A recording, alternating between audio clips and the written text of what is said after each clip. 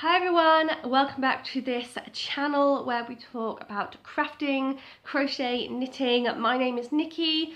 Today is a lovely sunny day. How are you doing? I'm doing well because the sun is making me smile. And today I'm just going to talk to you about something different because I've spoken about socks a lot recently. I'm going to instead show you some of my blankets.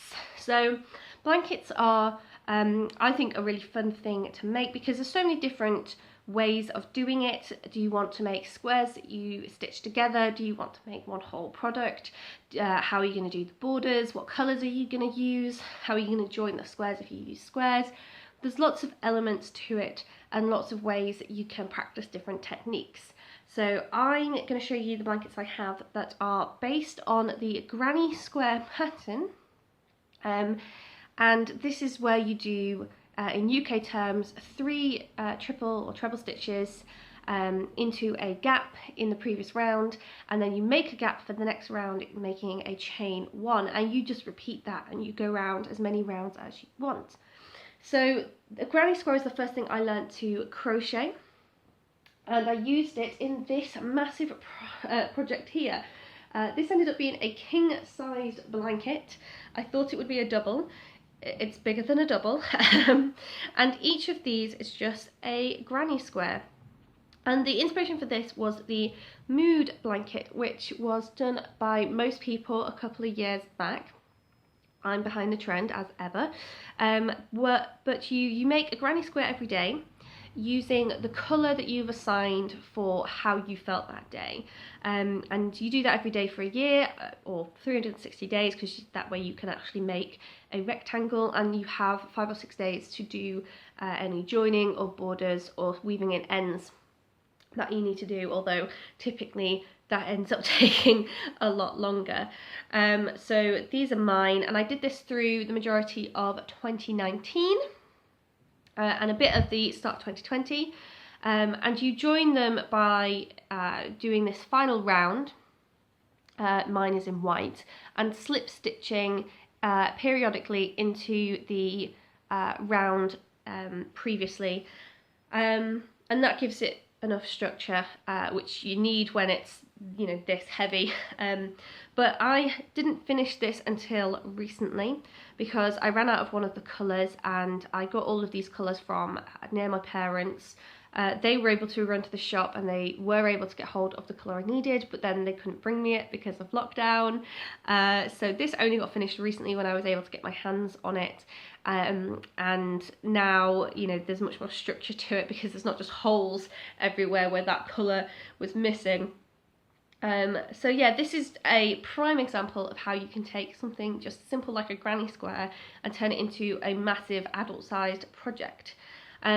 Now, I might in future videos do tutorials on this channel, but I've already decided that I'm not going to do a granny square tutorial because there's so many granny square tutorials out there, and they have better camera equipment than me. There's just no point in me repeating their work.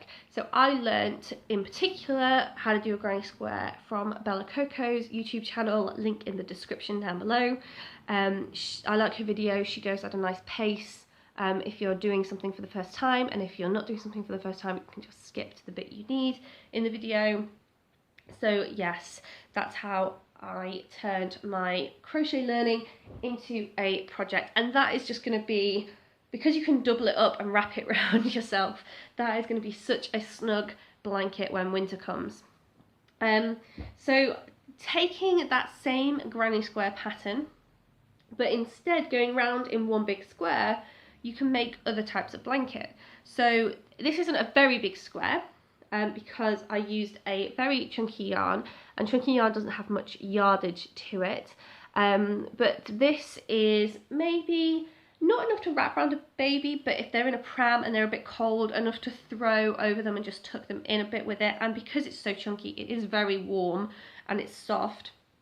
And it is literally just a granny square, but going round and round and round until I didn't have any more yarn left. And you can't really tell it's a granny square unless you're really looking up close, because the chunkiness really merges the stitches together, and it's not until you're looking up close that you can see the chain, the and the 3 stitches in that. So with this one as well, I actually chose not to do a border, so I've still got to do the border on the big blanket. That is a mammoth task I'm gearing myself up for.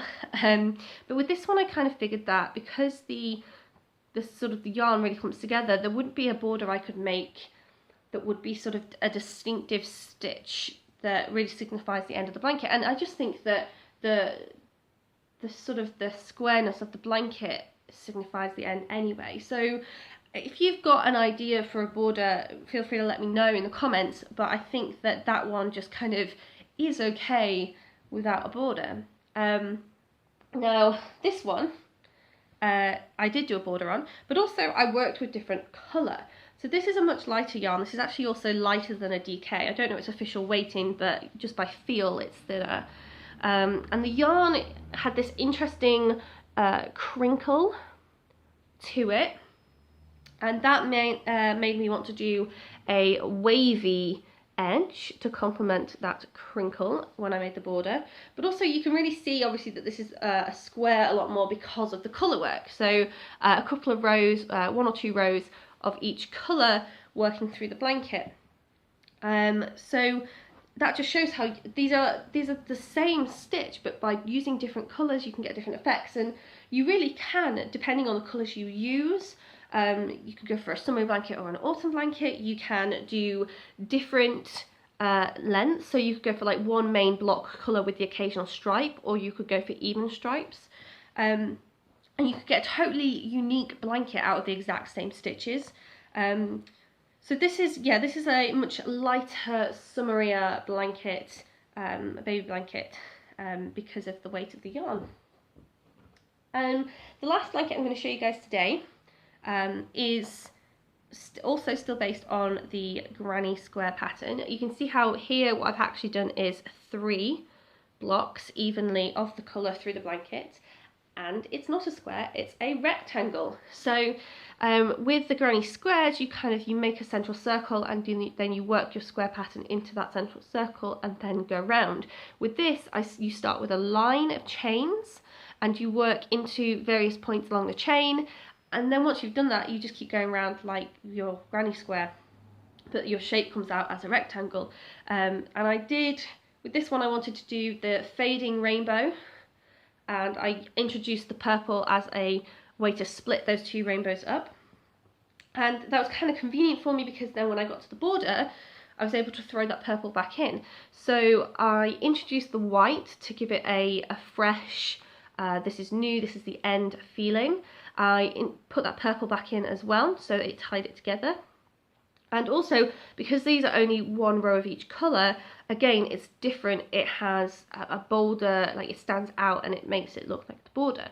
And at first I tried to do a wavy edge like I did with the previous blanket, but it didn't look right on the rectangle, and I sort of realised that rectangles are rectangular, they're straight edged, and I decided instead to just go with this crisp line of half treble crochets around the whole thing. So if you just do double crochets or half treble crochets into every stitch around the blanket, you can get this really crisp edge finish, and I just think that worked quite well with the edge of a rectangular blanket.